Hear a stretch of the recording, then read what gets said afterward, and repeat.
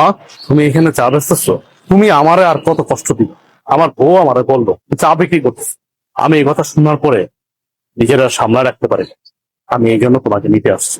আমি থাকতে তুমি এত কেন কষ্ট করো? ভিক্ষা করো, চা বিক্রি করো, এত কষ্ট দরকার কি তোমার? আমি না তোমার সন্তান? তুমি না আমার জন্ম দিছো?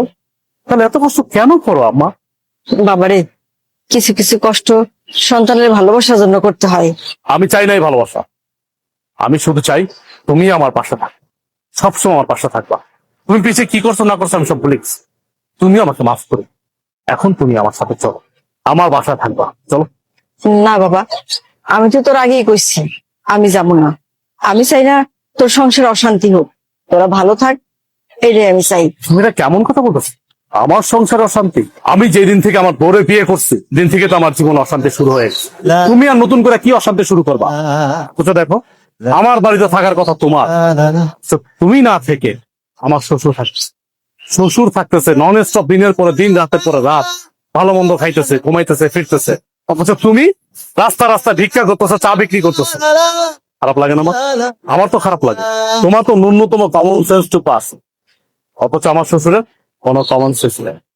তোমার বোর কাছে আমার শ্বশুরই সব। যাই হোক মা, আমি তোমার এত কথা বলতে পারতেছি না। এখন কোনো কথা আমি শুনবো না তোমার। তোমার এই চার ব্যবসা রাইখা এখন আমার সাথে তুমি চলো। এখন থেকে তুমি এই বাড়িতেই থাকবা। তুমি এত কিছুর পরেও সেই তোমার মাকে বাড়িতে নিয়ে এসছো? আমাকে তোয়াক্কা করে তুমি তোমার মাকে নিয়ে আসছো? তোমাকে কি তোয়াক্কা করবো? কি তোয়াক্কা করবো তোমাকে? আমি এই সংসারটা চালাই, আমি ইনকাম করি। আমি পাঁচতলায় বসে এসির বাতাস খাবো, আর আমার মা রাস্তা রাস্তা চা বিক্রি করবে, ভিক্ষা করবে, সে গাছের নিচে থাকবে। দেখো, এই সংসারটা আমার, এই সংসারটা আমি মেনটেন করি, তাই আমি যা বলবো তাই হবে। আমি তোমার মাকে নিয়ে থাকবো না এই বাড়িতে। কে কার সাথে থাকবে বা না থাকবে এটা একান্ত ডিসাইড করব আমি। তুমি ডিসাইড করার কে? কে তুমি? কে তুমি বলো? আমি কে মানে?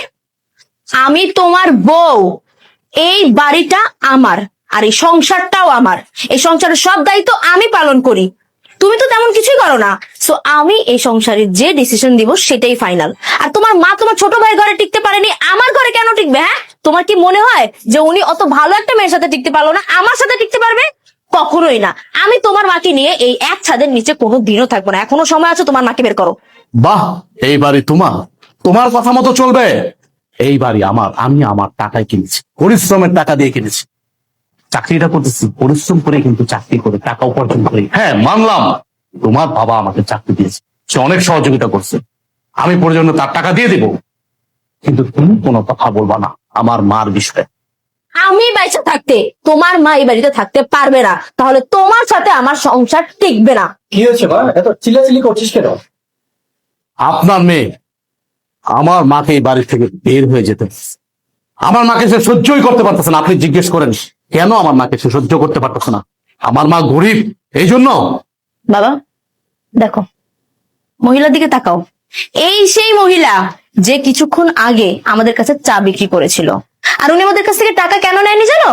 কারণ উনি আমার আদরের শাশুড়ি, আমার এই হাজবেন্ডের একমাত্র মা, ফকিন্নি মা, যার কারণে আমাদের কাছ থেকে টাকাটা তখন নেয়নি সে।